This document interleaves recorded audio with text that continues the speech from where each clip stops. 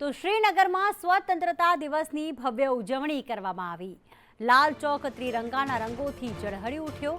અમદાવાદના દેશભક્ત પ્રવાસીઓ શ્રીનગર પહોંચ્યા હતા અને કાશ્મીરમાં રાષ્ટ્રીય પર્વનો અનોખો માહોલ જોવા મળ્યો। શ્રીનગરમાં પ્રવાસીઓએ ગર્વભેર તિરંગો લહેરાવ્યો।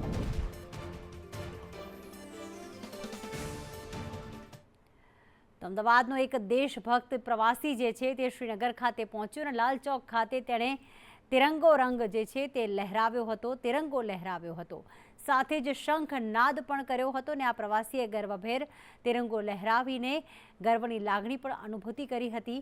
એક હાથમાં શંખ, બીજી હાથમાં તિરંગો જોવા મળ્યો હતો। લાલ ચોક ખાતે તિરંગો લહેરાવી અને સાથે જ તેના શરીર ઉપર પણ આપ જોશો ત્રિરંગો જોવા મળી રહ્યો છે અને આ રીતે તેને અનોખી રીતે ઉજવણી કરી હતી। એક તરફ શંખનાદ અને ત્યારબાદ તિરંગો લહેરાવવામાં આવ્યો। मेरा नाम अरुण अड़ियानी है और 15 अगस्त की पूरे देशवासियों को हार्दिक शुभकामनाएं। और ऐतिहासिक लाल चौक पे आज मैंने शंखनाद भी किया।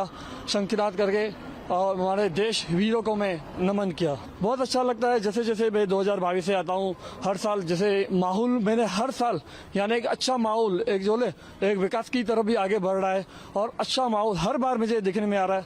और मैं कल रात को भी मैं यहाँ आया था। कल छोटे छोटे बच्चे मेरे साथ में ही खड़े थे और तिरंगा हाथ में उनके हाथ में था। नहीं तो मैं जब 2022 में आया था मैंने ऐसा माहौल कभी भी नहीं देखा था।